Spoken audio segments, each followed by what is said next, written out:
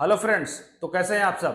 तो आज one stop solution की डेली करंट अफेयर सीरीज में आप सभी का स्वागत है। ठीक है, और आज हमारा 40 नंबर का एपिसोड है। ठीक है, अगर पीछे का नहीं देखे हैं तो जाकर के देखिए। ठीक है, और देखने के बाद उसको अपनी कॉपी में नोट करिए। नोट करने के बाद रिवीजन कीजिए, रिवीजन करके बाद नौकरी पाइए। ठीक है, तो ऐसे आपको रिवीजन के बिना सक्सेस नहीं मिलती। ठीक है, तो आपको रिवीजन करना है उसको, और उसका नोट्स बनाइए, क्योंकि यहाँ पे सिर्फ करंट अफेयर ही नहीं, यहाँ पे आपको जीके जीएस भी कंप्लीट, उससे रिलेटेड जितने भी इंफॉर्मेशन है सारा आपको कन्वे किया जाता है, मतलब सारा आपको दिया जाता है। ठीक है, तो आप स्टैटिक पार्ट में यहां से क्लियर हो जाएगा, और यहां से आपको को हिस्ट्री, ज्योग्राफी। ठीक है, क्योंकि क्वेश्चन देखो, क्वेश्चन जीएस क्या है, अपने आप में एक समंदर है। ठीक है, तो जीएस क्वेश्चन, जैसे ये क्वेश्चन है, तो इससे रिलेटेड जितने, इस क्वेश्चन से रिलेटेड जितने भी क्वेश्चन बनते हैं। ठीक है, जैसे क्वेश्चन पढ़ा कि where was the joint training exercise named Bing raider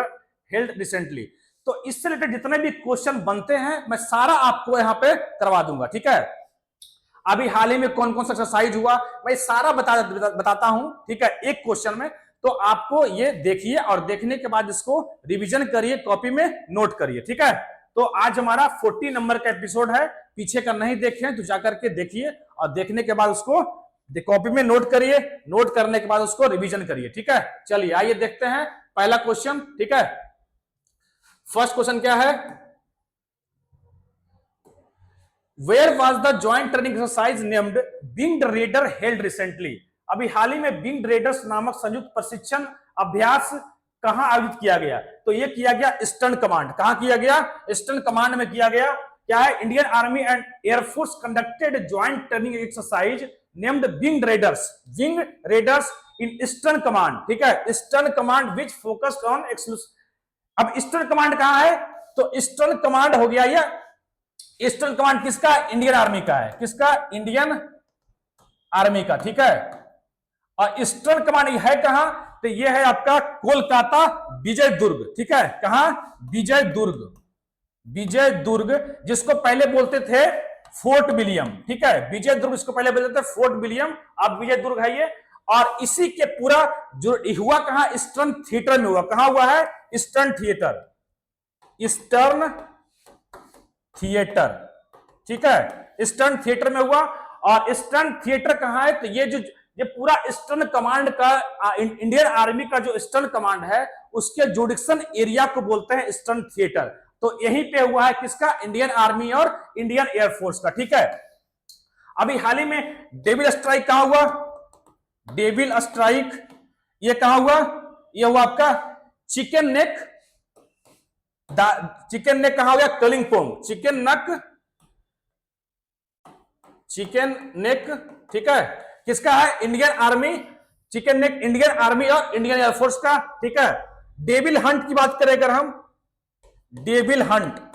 ठीक है, डेविल हंट, तो ये किसका है, ये Bangladesh security personal, Bangladesh security forces ने भी ये डेविल हंट अपने कंट्री में लॉन्च किया है। किस लिए, जो भी शेख हसीना के जो भी लॉयलिस्ट थे, शेख हसीना के जो भी वफादार थे, उनको अरेस्ट करने के लिए डेविल हंट लॉन्च किया है। ठीक है, अगर बात करें तरंग शक्ति, तरंग शक्ति, तो यह है तरंग शक्ति, किसका है, तरंग शक्ति है इंडियन एयरफोर्स का। कहां पे, दो फेज में हुआ था, एक हुआ था राजस्थान में, एक फेज हुआ था, एक हुआ था तमिलनाडु में। ठीक है, तो तरंग शक्ति इंडियन एयरफोर्स का सबसे बड़ा मल्टीलैटरल एक्सरसाइज है ये तरंग शक्ति। ठीक है, अभी हाल ही में हुआ था। ठीक है, चलिए नेक्स्ट देखते हैं, अगला क्वेश्चन क्या है, recently the union cabinet approve the creation of which new railway zone under the Indian railway. ठीक है, इंडियन रेलवे के अंतर्गत किस नए रेलवे जोन की को मंजूरी दी गई है। बहुत लोगों को पता होगा कि बहुत पहले बन चुका था, लेकिन नहीं, बहुत पहले नहीं बना था,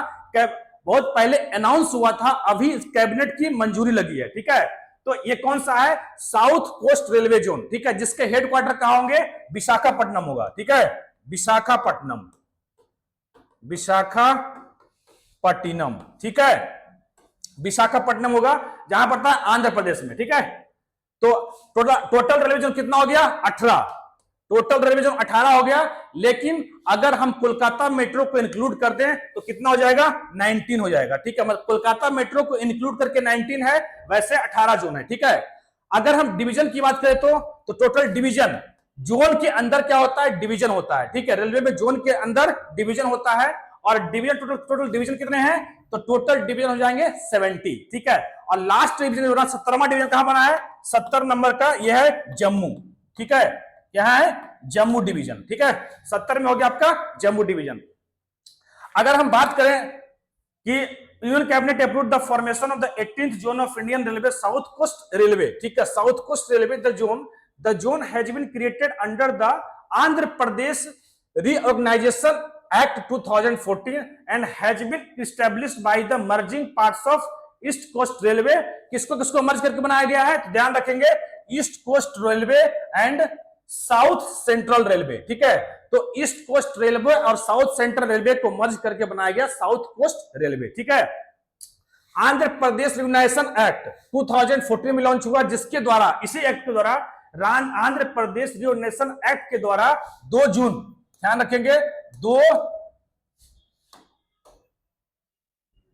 2 जून, ठीक है, 2 जून 2014 को क्या बना, आंध्र प्रदेश एक अलग स्टेट बना, तेलंगाना एक अलग स्टेट बना आंध्र प्रदेश से अलग होकर के। ठीक है, अगर हम बात करते हैं 70 डिवीजन हो गया, टोटल डिवीजन कितना हो गया, 70 हो गया, टोटल जोन कितना हो गया, 18 हो गया। ठीक है, अगर पूछे कि पहला जोन, फर्स्ट रेलवे जोन कौन था, तो फर्स्ट रेलवे जोन जो होगा वो 1951 में बना था, कौन, साउदर्न रेलवे। ठीक है, साउदर्न रेलवे। ठीक है, साउदर्न रेलवे बना था, मतलब दक्षिणी रेलवे जो था, जिसका हेडक्वार्टर कहां है, चेन्नई में। ठीक है, अच्छा ये बताओ कि 1924, एक डेट लिख लो, 1924 में क्या हुआ कि रेलवे, पहले क्या होता है, रेलवे बजट, ठीक है, इंडियन रेलवे बजट और जनरल बजट को क्या किया गया, 1924 में इंडियन रेलवे और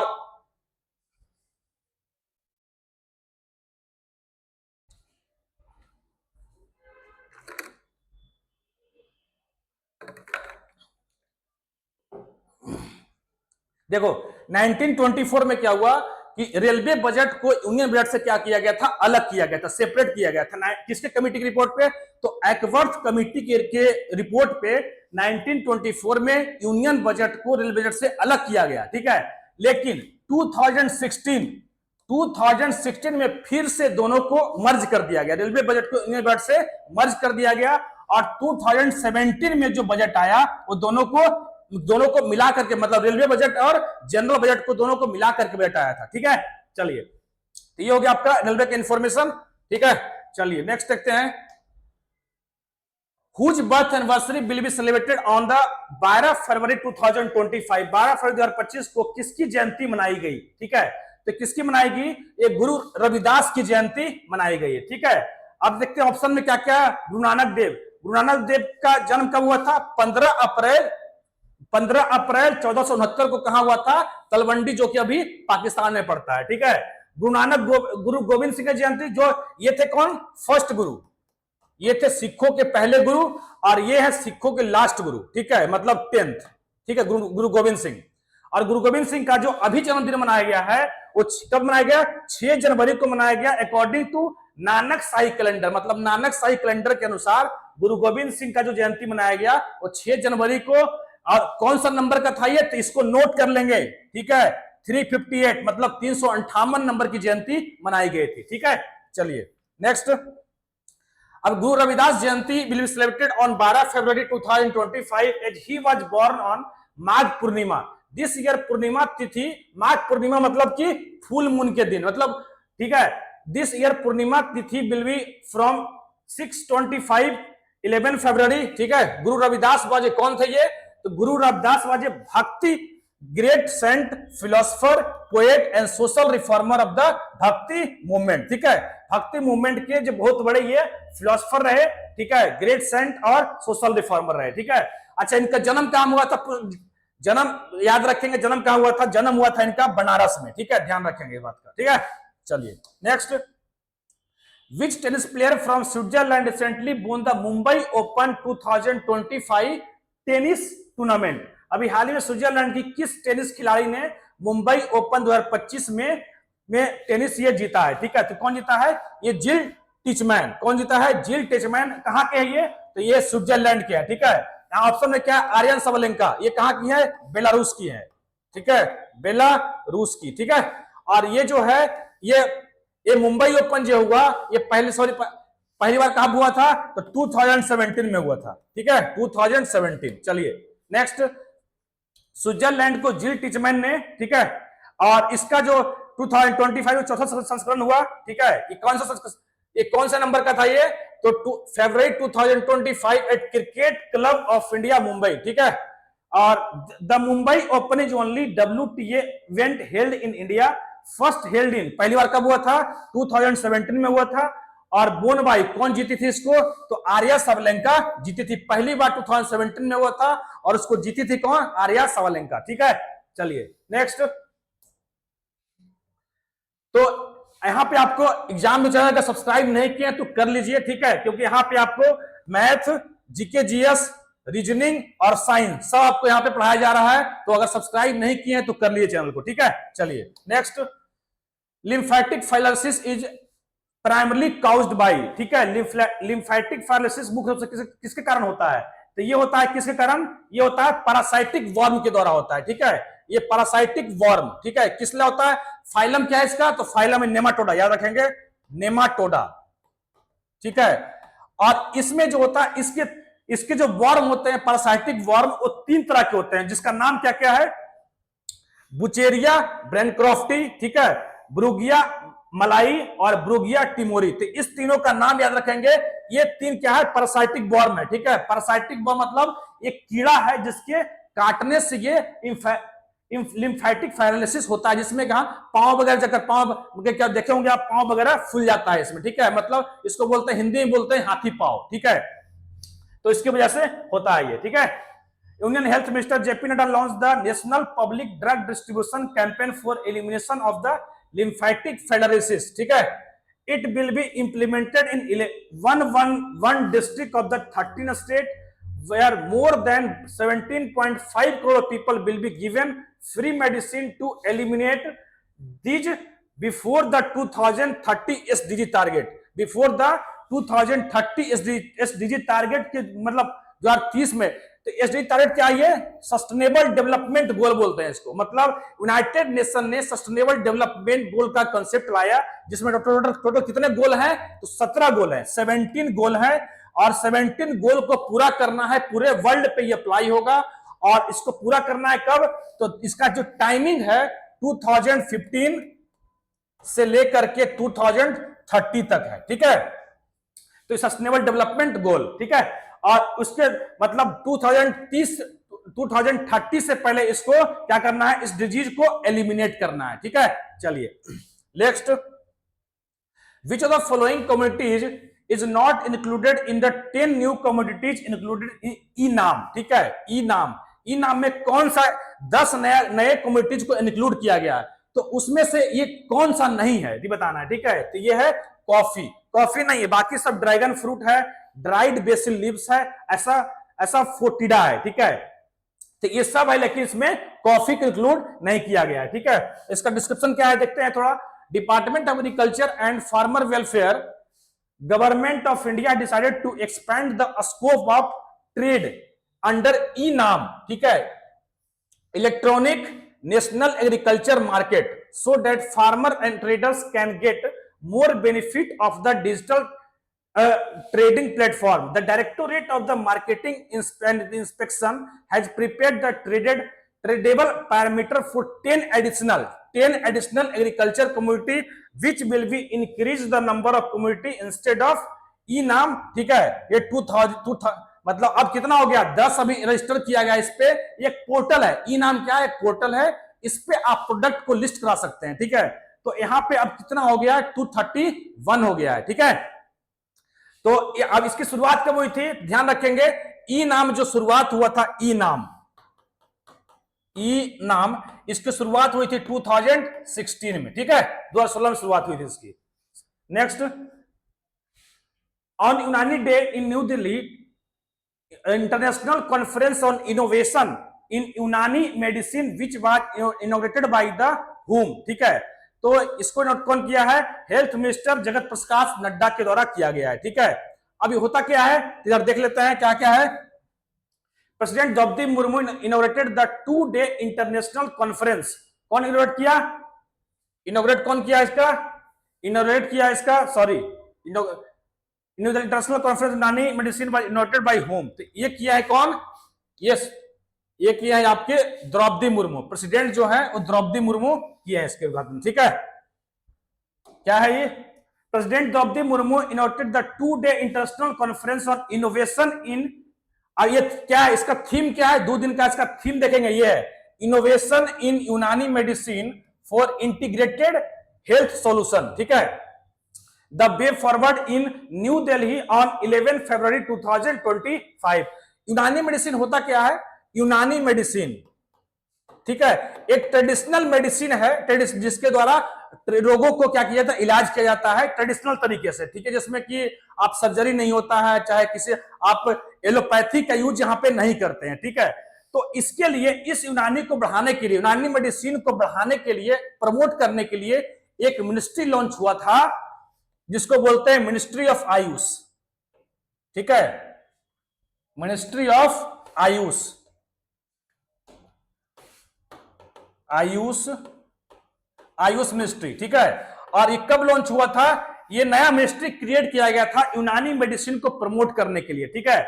और ये लॉन्च हुआ था 9 नवंबर, ध्यान रखेंगे 9 नवंबर 2014 को लॉन्च हुआ था ये, ठीक है। और इसका मतलब क्या होता है? A for Ayurveda, Y for yoga, U for यूनानी, S फॉर सिद्धा और H फॉर होम्योपैथी, ठीक है। इसका फुल फॉर्म हो गया आपका, ठीक है। तो अभी जो मनाया जा रहा है ये कब मनाया जा रहा है? ये मनाया जा रहा है आपका 11 फरवरी, ठीक है। किस लिए?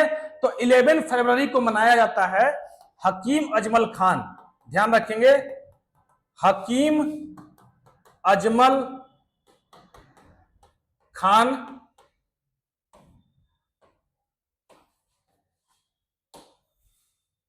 हकीम अजमल खान का ये बर्थ एनिवर्सरी था। मतलब इस दिन 11 फरवरी को हकीम अजमल खान के बर्थ क्यों मनाया जाता है?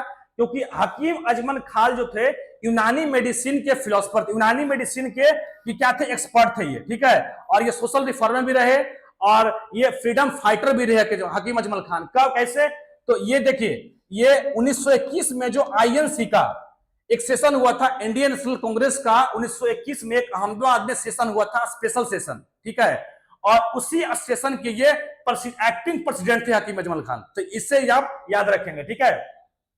तो आपसे ये अब हकीम अजमल खान न्यूज में है, जहां से पूछा जा सकता है कि 1921 में जो अहमदाबाद सेशन हुआ आईएनसी का, उस समय उसके एक्टिंग प्रेसिडेंट कौन थे? तो हकीम अजमल खान थे, ठीक है। और हकीम अजमल खान के ही डेट ऑफ बर्थ पे हम यूनानी दिवस मनाते हैं, ठीक है। चलिए next, when is International Women's and Girls in Science Day celebrated, ठीक है। ये कब मनाते हैं? अंतरराष्ट्रीय महिला एवं बाल बालिका विज्ञान दिवस कब मनाते हैं? तो ये मनाते हैं भैया हम 11 फरवरी को मनाते हैं, ठीक है।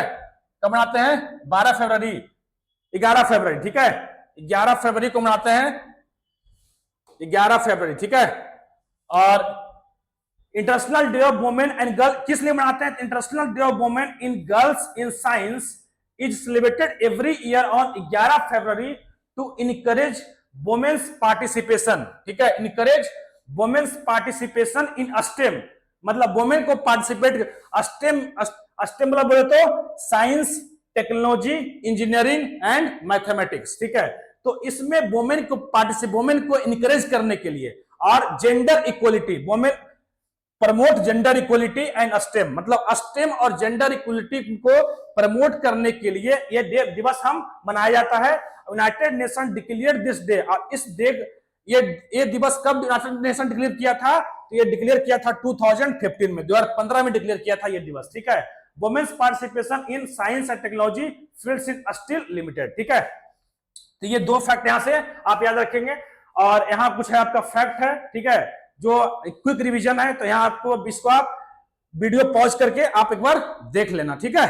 चलिए, तो आज हमारा वीडियो यहीं समाप्त करते हैं, ठीक है। आशा है कि आप वीडियो को अच्छा लगा होगा, अच्छा लगा तो please like and share and subscribe करें। Thank you.